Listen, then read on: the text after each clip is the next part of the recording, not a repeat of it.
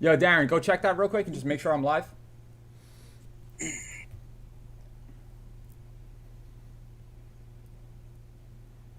Yep, you're live. It looks good. All right, so I'll catch you later. I'm gonna send a note to.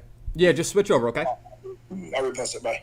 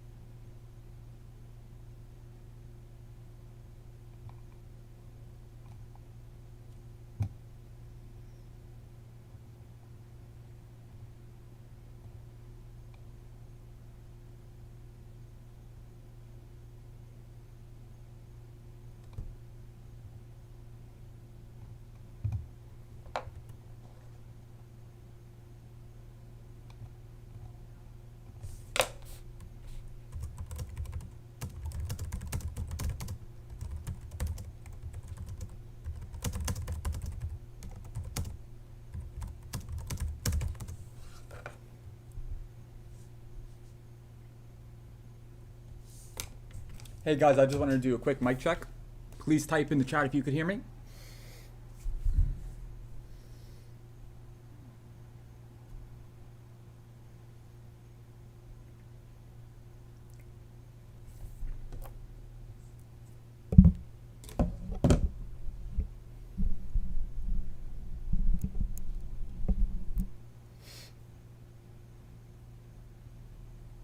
I'm going to give everybody a few seconds to just come on in. You could hear me? Okay, what's up, Doomy? Yes, okay, awesome, guys, thank you. I'm going to give everybody just a few minutes to come on in. So for the guys that are already in the live stream, could you guys just type how long you have been trading, what brokers you guys are currently using, and your trading style. If it's scalp trading, day trading, swing trading, just let me know below, okay, guys?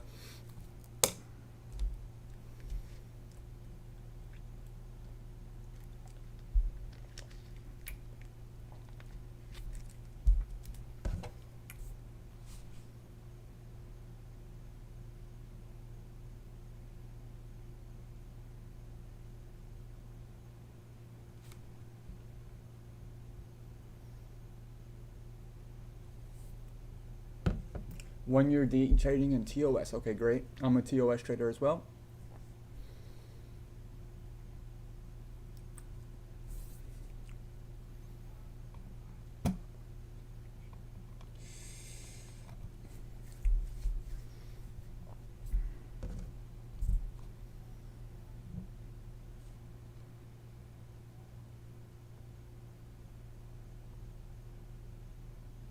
Currently using Robinhood. I've been trading for about 3 months. Okay, awesome. 1 year's Charles Schwab ETFs. Like it, like it. Short-term swings, TOS, and Robinhood. Cool.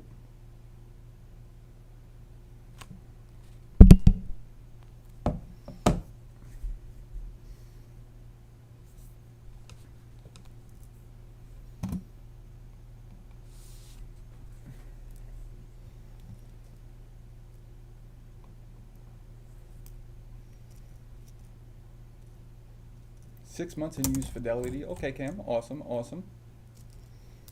I'm just going to continue to give everybody about like 2-3 minutes before I get started. Guys, don't forget, if you don't have a YouTube account, I don't think you can type. If you wanted to make an account real quick and then come back to the live, feel free.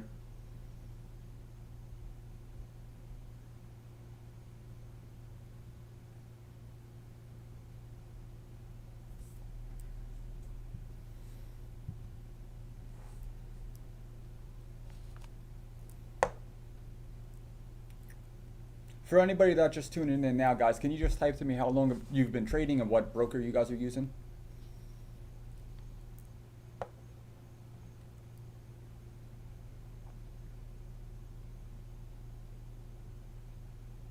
E-Trade, okay. I like that, I like that. I've used E-Trade for a little bit, and I actually switched over to TOS after like 2 months.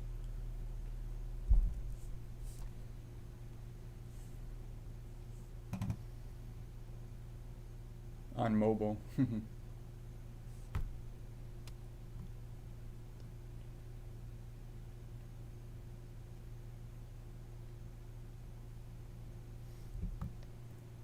Been thinking about going to Lightspeed.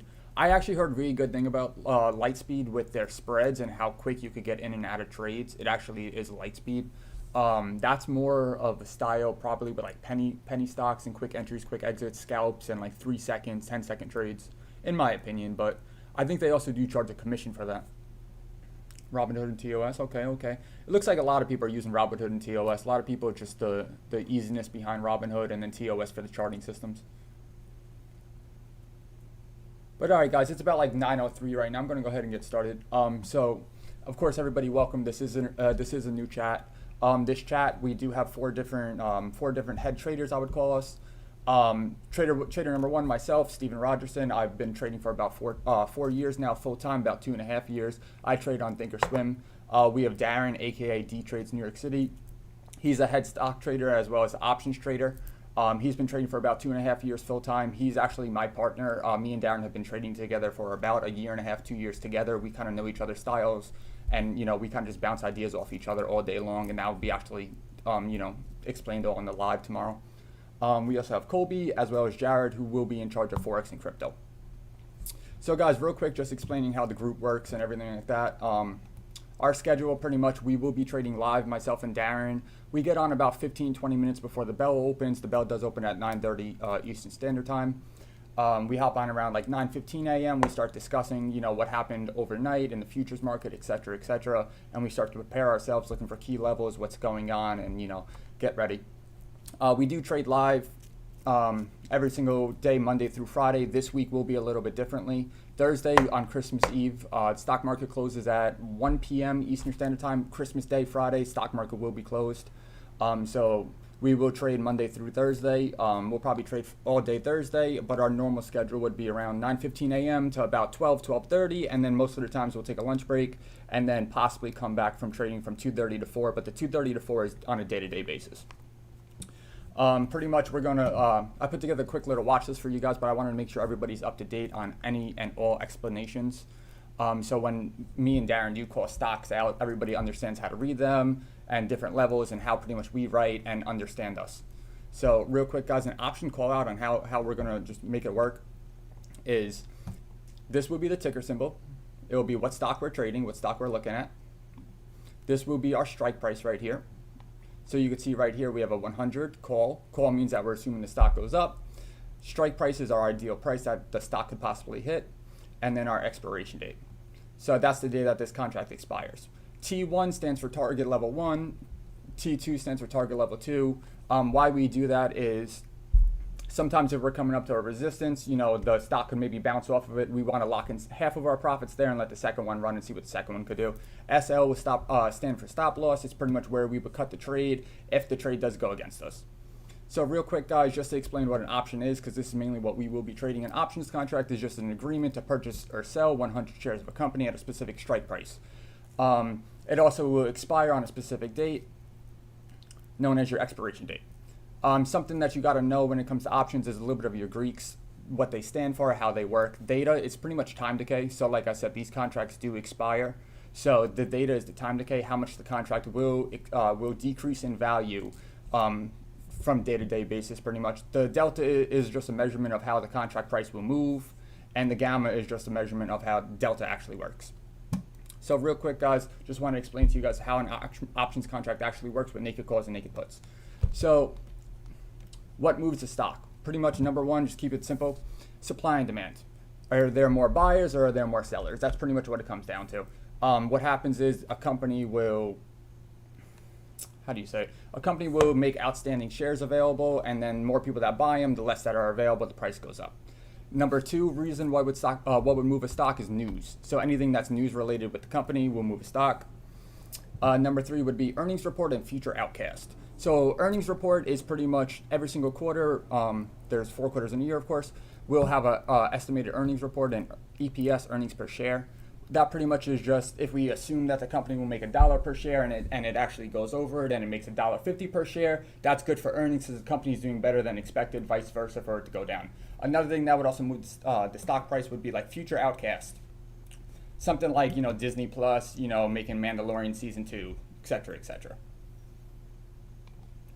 Explaining indexes and futures real quick and why we trade off of them. So pretty much an index fund is one giant fund with multiple different companies inside of it. Real quick example, I'm sure everybody here obviously knows of the S&P 500, aka the SPY. It's 500 successful companies, all diversified from different industries all throughout the United States. NASDAQ 100 is a little more specific. NASDAQ 100 is 100 very strong technology companies with great future outcast. Why we like to look at indexes, it could show us an entire sector.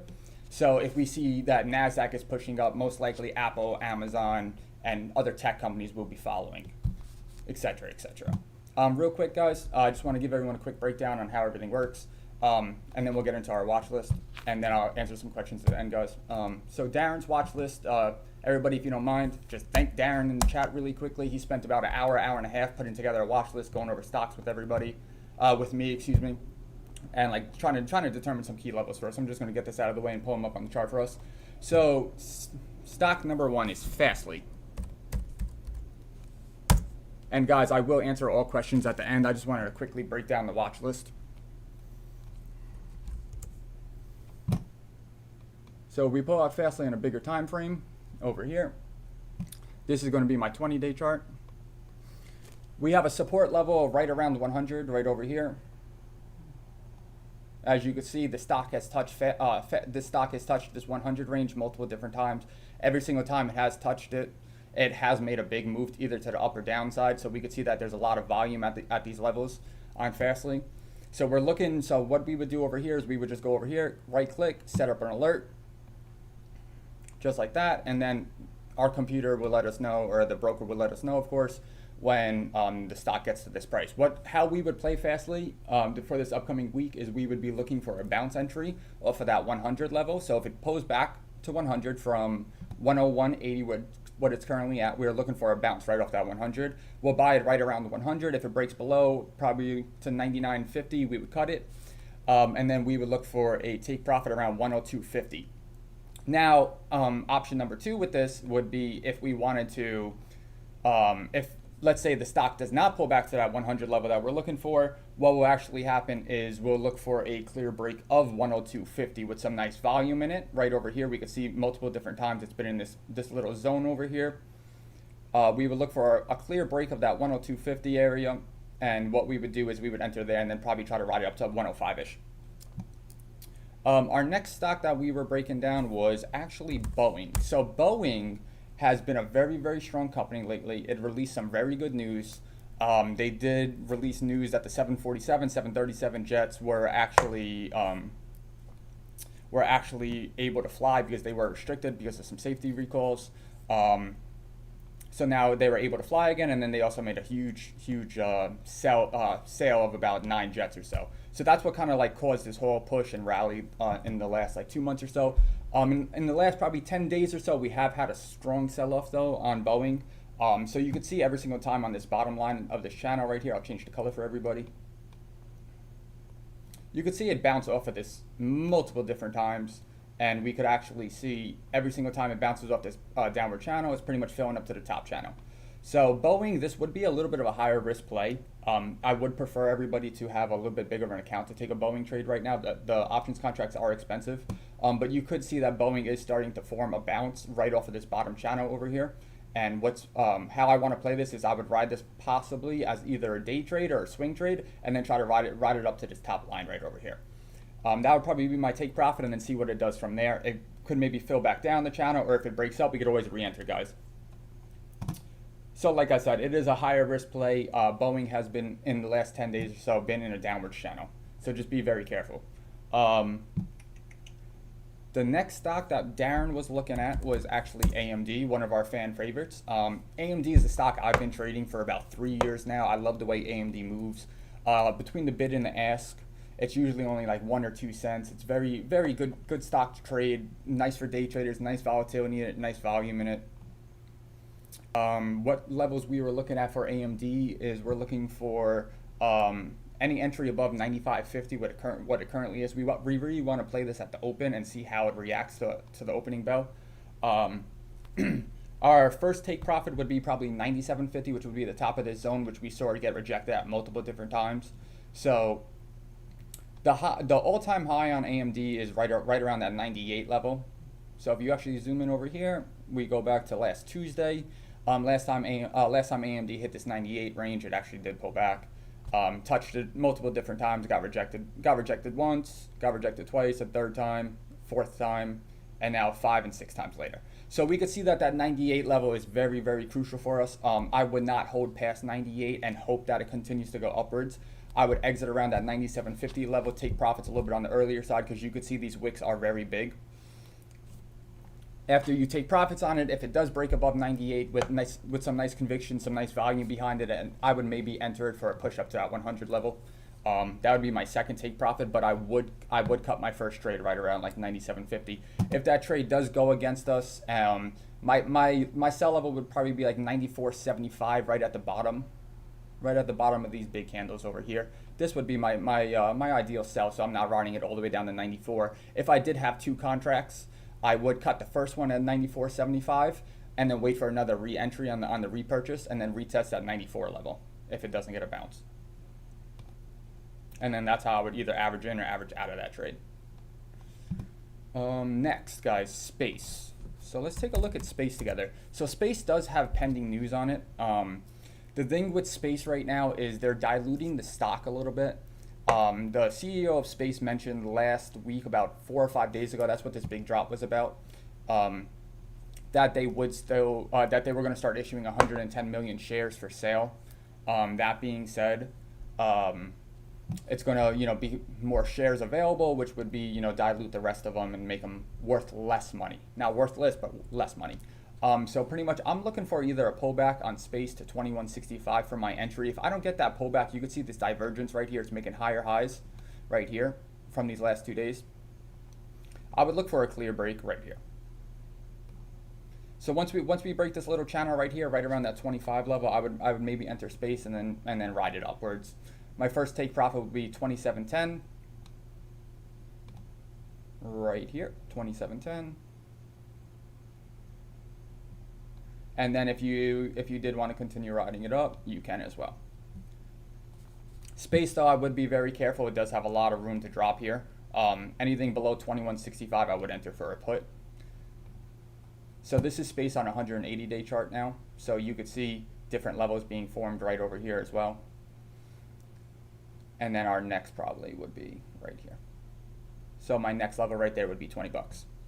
I am long Space. If I own shares of Space, I am holding them for 5+ years, which I am looking for an entry on Space soon for my long-term account. When it comes to day trading Space right now, I would only trade the options on it. I would not trade shares on it, and I would also, you could play it both ways right now. I would play puts and calls on it all day long, scalping it. It has very high volume as well as it's very, very volatile. It's kind of like I'm not going to compare it to Neo yet, but the volatility is getting there. Like it could move upwards and downwards about 5 to 10% a day. My next stock I am looking at is JP Morgan. So we could see right over here, I'll pull it up on a 5-day for everybody. We could see right over here in after hours, after it closed on Friday, that JP Morgan did push up. So it closed at 119.08 and it went all the way up to 126 and closed at 126. So it shows me it just didn't push up and it dropped in after hours. It pushed up and it actually held this level very strongly. That being said, the reason behind this was because of pending news. So back in March during the crash, the government would not allow stock buyback. What stock buyback is, real quick explanation, guys, is when a company could actually buy back some of their own shares because they believe in themselves and they want to pretty much hold on to more stake of their own company. So buybacks are very big right now. A lot of these companies started doing buybacks, when their stock prices dropped because they knew it would be short term, and then rolled them back up, and they're going to start to slowly sell them off within these, upcoming years. The feds did block that in the banking sector, and they actually got released Friday at 4 p.m.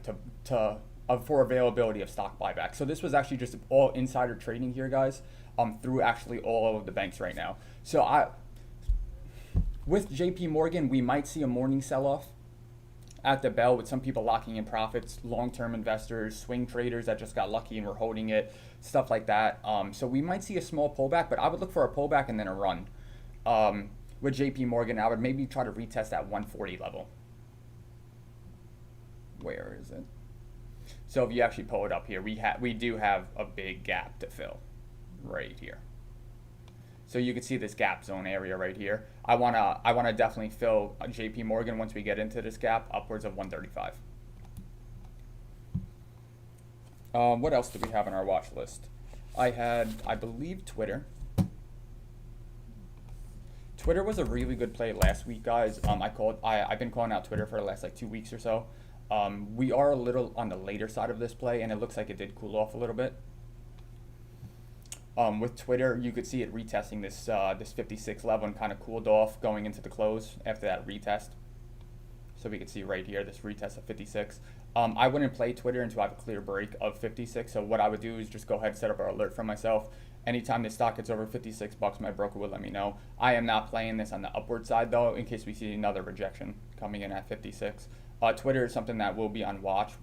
If future markets do close green, or not close green, but open green in the morning, I would expect Twitter to possibly gap above 56, and then I could take a morning entry on it, depending on how NASDAQ pretty much goes. I also had another one that I'm a little late on. It's kind of high right now, but PayPal. PayPal is a very similar stock right now to the same Twitter design right now, with a very strong level at this 238 level. Right over here, we got 238. It touched about 2.5 times, almost 3 times right here, and we could see that every single time it did touch this 238 level, it did get rejected. So I want a clear break of this 238.10 level for another entry into PayPal. We were playing this all of last week and the week before. Like I said, we're a little late on this one because it is on the upward side of its channel, but I do want to see if it could break this upward channel. If it does break that upward channel, we will obviously, of course, notify everybody. And my last one before I answer some questions for you guys would be Snap. So Snap, we could see it's starting to just make a little pendant right here. It kind of retested this 52.65 level. Again, we're a little on the later side of this. You know, we didn't catch any big moves on it. But if we do get a clear break, I would ride this up to about 60. Now I'm going to just go through chat really quick, guys, and answer any and all questions for you guys that you may have. That was pretty much me and Darren's watch list for this upcoming week. It will be honestly all news related. So, excuse me, how the markets will react to the potential news of stimulus, which we will find out possibly in the morning or overnight, is how pretty much we will be playing it all week.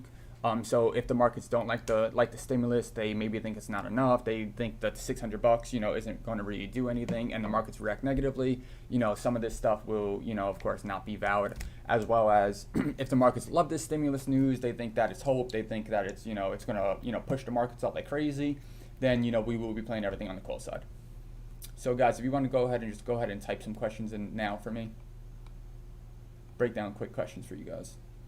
Bullish divergent. Yes, it is.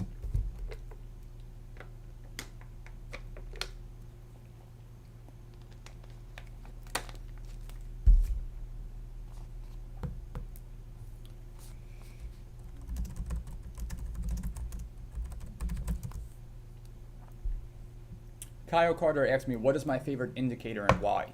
So my favorite indicators, honestly, price action is not an indicator, guys. Price action is how a stock moves, how everything is all going together. My favorite indicator is volume. Volume is one of the most important things. Volume will measure, between, supply and demand, and it will really measure who's in control.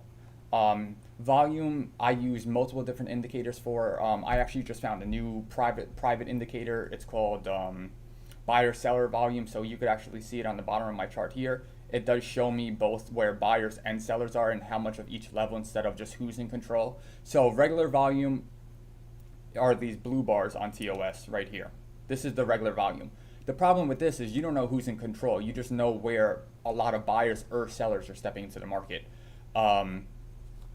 So another one that you could use is you go over to studies right over here, edit studies. Let me just get rid of this one real quick. And then you could go to volume average. Volume average like this right here. This is on the TOS, by the way, of course, guys. Thinkorswim. So click that, add selected, and then click apply. and now you could see who's in control on this specific bar. So these are 30-minute bars, but you could see green is obviously buyers and red are sellers. The yellow line right here is going to be the volume average. So you could see in areas like right here, there are a lot more buyers and sellers, and that's obviously why the bars are much bigger here versus over here. Other indicators, Kyle, that I do use will be my RSI. This would pretty much measure where the stock is overbought and oversold. I really like to look at like RSI divergence as well. So RSI divergence is when the RSI is starting to make a higher high, like right here.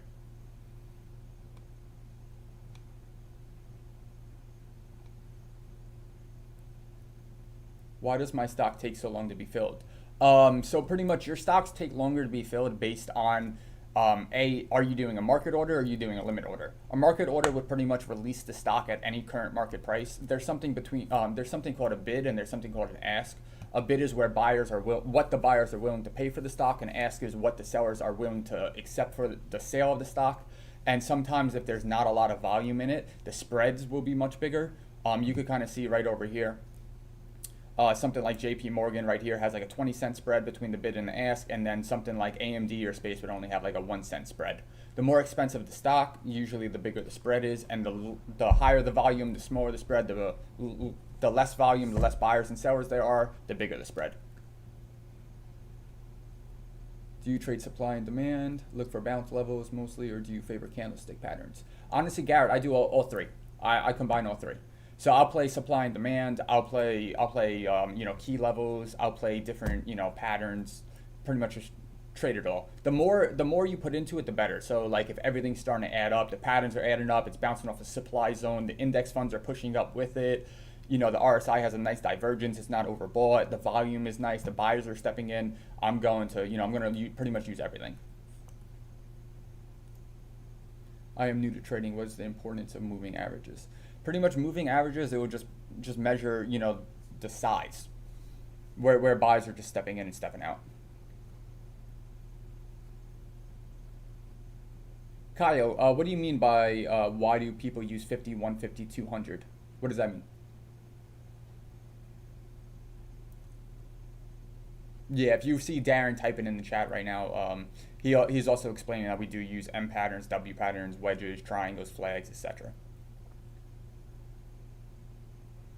But yeah, we do prefer candlesticks for entries. We want to see size of candles and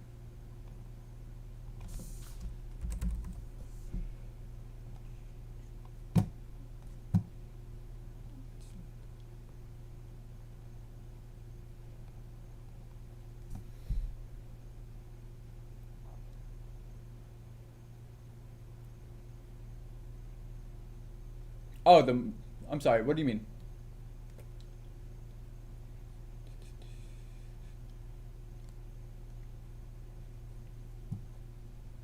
Oh, these moving averages right here on the side?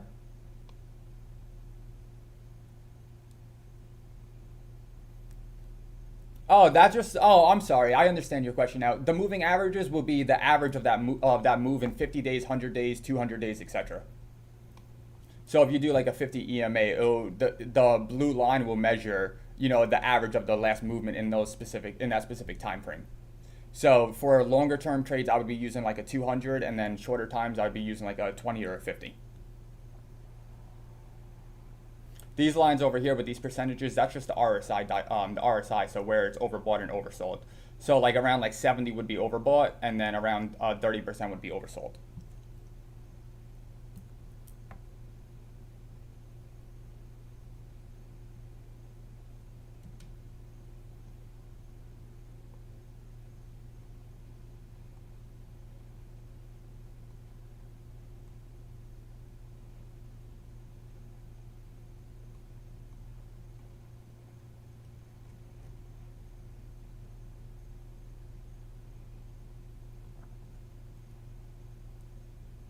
Yeah, you could play them as support and resistance as well, Kyle.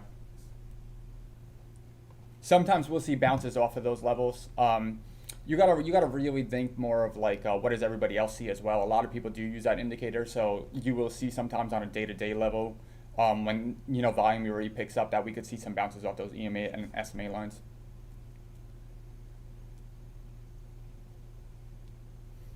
There's also something called a golden cross, like that, what Darren is talking about. So when you see a cross at the 50 EMA and the 200, pretty much it's called a golden cross. It's like an indicator that's gonna like pretty much like push up very hard very quickly.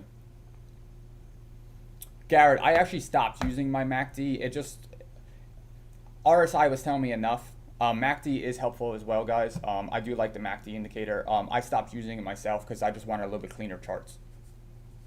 What are some stocks that I like for long term? Right now, guys, long term stocks, it's really dependent. I like futuristic companies. I think tech is, of course, the future. There have been a lot of interesting IPOs lately. We have Palantir, we have Airbnb, we have DoorDash. I'm waiting for pullbacks in those before I get into them. I want to see Q1 reports before I play any IPOs. I never play IPOs into Q1. Some ones that I do like is space. We spoke about space before. I'm looking for a long-term entry. I like airlines as well. I want to see a recovery once the whole vaccine is out. Start seeing people fly again. I want to see some airlines, some cruise lines push up. I'm not entering any of them yet long-term until I start to see some nice reaction to news. And I also like a lot of things long-term, guys, that you use on a day-to-day basis.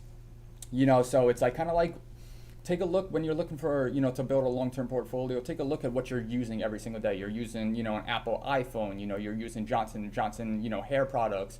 You're wearing, Nike clothes. What shoes you're wearing, stuff like that, guys. Like stuff that you use on a day-to-day basis. Walmart, Target, Costco, all these companies. They're going to be around pretty much forever. So if you're using and spending money there, you should as well spend money in their stock and hold for long term. Everything is very high right now, though. I will mention that as well. Darren, that's what Darren's talking about in the chat. Everything is very high right now. So to start a long-term account, we might be a little bit on the later side. I would start looking for things to pull back and get in when they're a little bit cheaper on discount.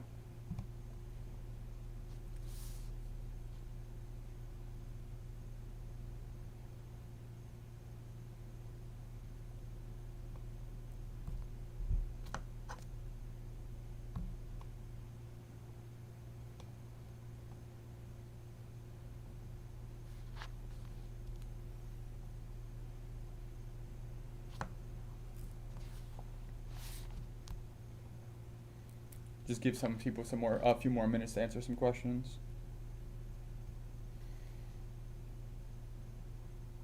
Oh, guys, also don't forget about the Tesla inclusion into the S&P 500 did happen on Friday. That's why this huge spike happened going into the close.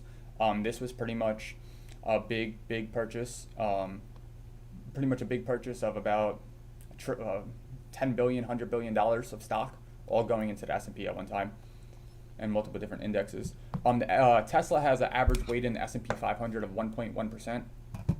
So what that pretty much means is every time Tesla moves $11 in share price, it will actually move the S&P 500 1%, which is very big.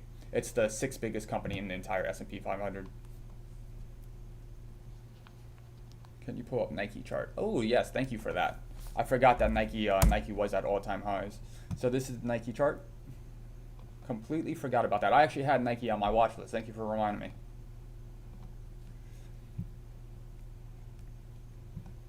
So I believe this is all-time highs on Nike. Yeah, this is all-time highs on Nike right now, guys. So pretty much, I believe they have just a really good earnings reporting, really good sales report. So a really big thing lately with just shoes in general is the purchase and resale game through StockX and these bots and everything that people are pretty much looking for ways to make money online right now with the whole coronavirus pandemic and taking advantage of technology. So one of the big things out right now is buying and reselling of sneakers. It's pretty much pushed up all shoe companies. And Nike's at pretty much all-time highs because although they went through, the corona pandemic and everything like that, their sales reports have been better than ever. I am going to be watching Nike for any type of pullback or any type of breakout. We will be playing this accordingly, and it will be on a play-to-play basis though. So this 145 level, we could see it's only been, of course, one day here, and it was right after a huge push. But it looks like that we have like big buyers right around or a big seller right around this 145 level. So I want to see a clear break of 145, and then for enter for the long side. If not, I would look for a potential pullback, and I would get in maybe at the bottom of these bars right over here. This would be my first supply zone. Look, this is level 142. So this is just like simple zones right here, because of course it has only been one day. Thinking of a pullback on Nike. I want to see how Nike plays with this news. Definitely I want to see how Nike plays. Yes, I use Fibonacci's. They're very useful. The reason why I like Fibonacci's is because a lot of algorithms will trade based off of Fibonacci's. What a Fibonacci pretty much is, it's just different levels. It really started in Forex, but it transitioned over to the stock market as well.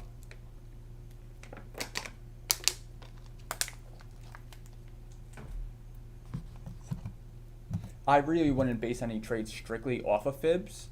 I would pretty much use fibs as just another helpful indicator though.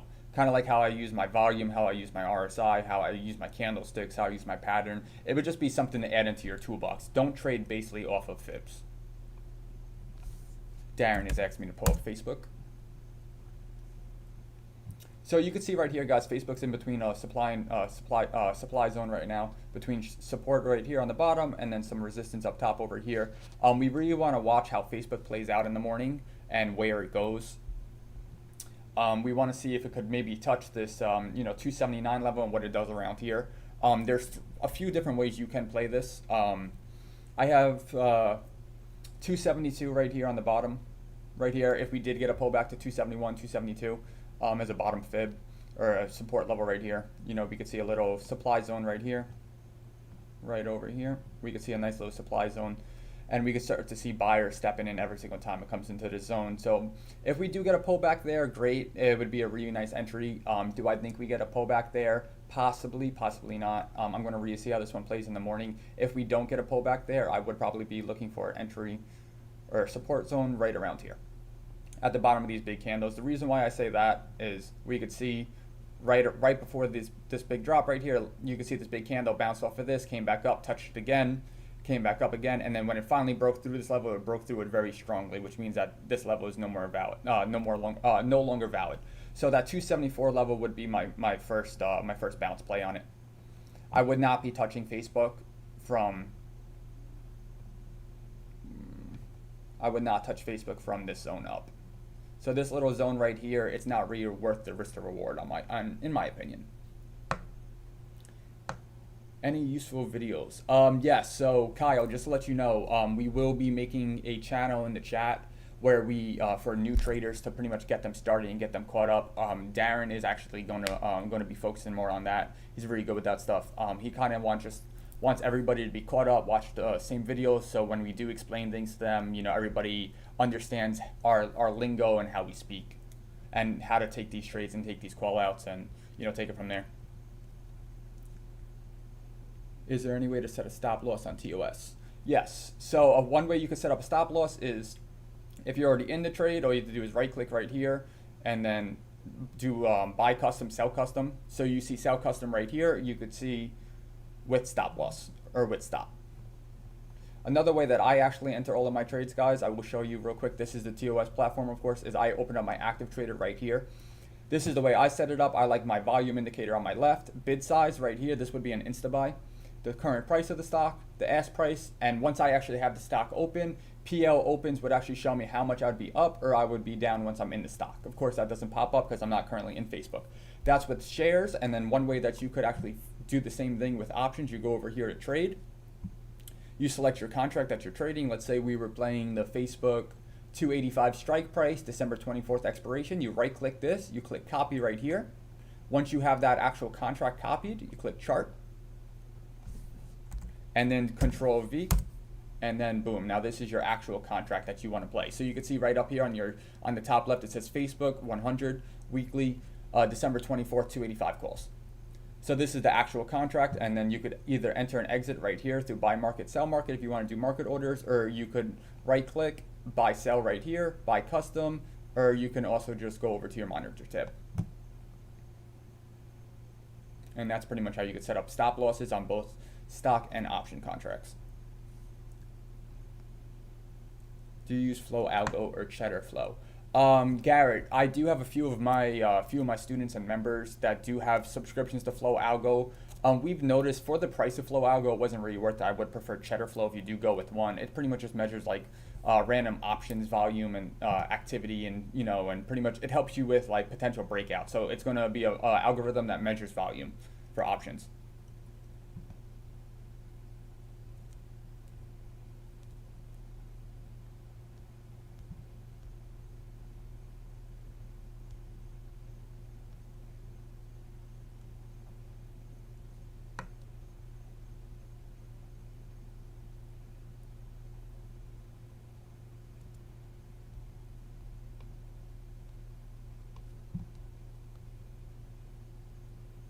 Yeah, it's dark pool flow. Yeah, so pretty much dark pool flow won't come to retail traders.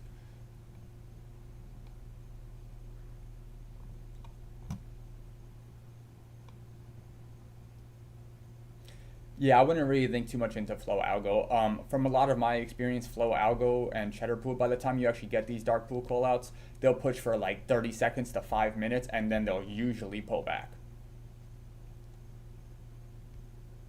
And to me, I think it's like $150 a month for Flow Algo or something like that. It's not even worth it, in my opinion. I mean, if you find use for it, of course, feel free.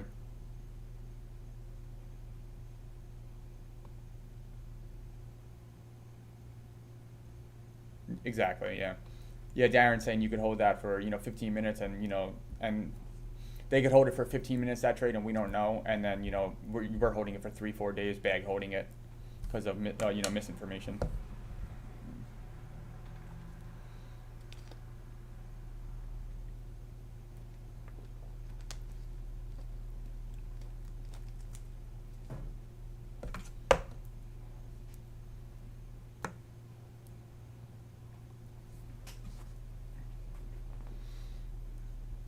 Guys, I'm gonna give everybody like another minute or two with any questions. If we don't have any more questions, we will hop off here, and then you could just message us on Discord directly with any questions. Just to remind everybody that is late, me and Darren will be trading live tomorrow from 9:15 to noon. We'll be pretty much watching the markets. We'll be checking all the market directions. We'll be doing call outs, as well as when we enter and when we sell a stock, some key levels that we see, and it will also be an open discussion where anybody could go ahead and ask us a question live. So like, let's say you're in a Palantir trade, for example, and you were just asking some key levels, and you were a little nervous about the trade, and you just wanted second eyes, third eyes on it from experienced traders. Go ahead and ask us directly through the Discord. We will be doing that, of course, through the Discord live. So Garrett, you have to determine if a stock is a good swing or not is if you're trying to fill levels. So something that's like, let's say at the top of a level, I wouldn't be swinging it and then hoping that it breaks that level. So like, let's just say, I'm going to use Apple for example, since it's up right here. Let's just say Apple was, at this, 127.80 level where it got rejected multiple times. I wouldn't be holding this overnight and hoping that it breaks this one specific time that I'm swinging it. What I would be doing is, like, let's say I got in right here at 126 and I was riding it up and I was already green on the trade. The trade is going how I want. It just needs more time. That's when you know it's a good swing or not, or if you wanted to fill a specific gap.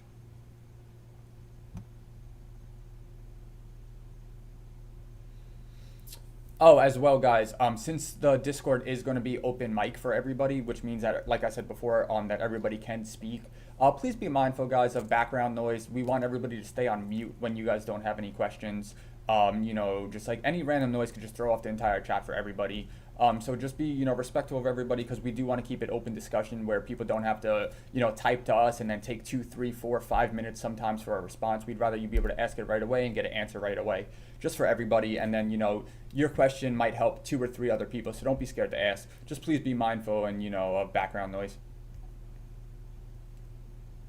And yeah, like Darren's saying in chat right now, we do want everybody to contribute. We do want everybody asking questions. No questions too stupid. If you're a little new to trading, ask away. We don't mind. We don't mind helping everybody. That's why we're here, guys, and that's why we trade live. Me and Darren have been doing this for 2.5 years full time. Honestly, guys, trading gets boring. We need somebody to talk to. I'm in my home office right now. I live by myself. I have a dog. That's it. I'm behind computers 8-10 hours a day, so it's like the live chat really does help. Just please be mindful so we could keep it open to everybody. This chat is still very new. So we don't know how quick it will grow. How we don't we're kind of going with the flow here, guys. In about a week, we are already at 400 members here. So there could be a really big live. It could be a small live. Just please be mindful. Thank you for your help, Kyle. You're welcome. Guys, go ahead and just type any more questions if you guys did have them. That was pretty much it for me tonight. Remember, guys, anything with the markets in the morning will be all news based off of how the markets react to stimulus.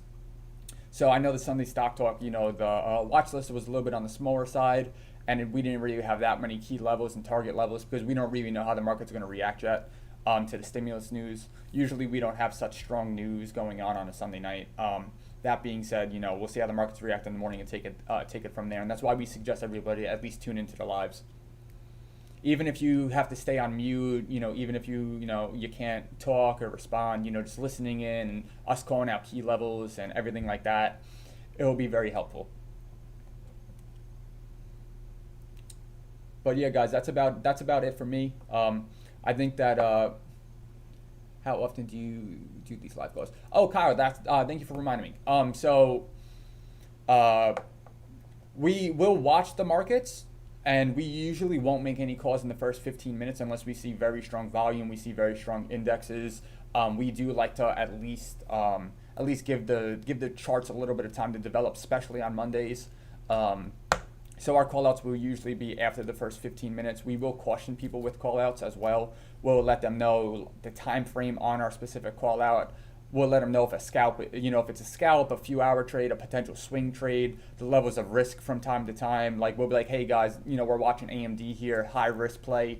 If you can't stomach a 25% pullback, don't enter it. Stuff like that. We do trade live every single morning, Monday through Friday, and then every Sunday we will be doing Sunday stock talks. Yeah, so tomorrow, with all of the news, like Darren's saying in chat right now, with all of the pending news, guys, I would be very cautious with anything at market open. I want some clear direction in the markets. I probably won't even take a trade tomorrow until earliest 10 a.m., maybe 10:15. I want to see some direction. I want to see some news. I want to see some reaction. I want to see some, new key levels on stocks. I want to see what's going on, what has high volume, what has low volume, stuff like that. So I probably won't take any trades until minimum 10 a.m., but we do have to see how pre-market goes and, further news, of course.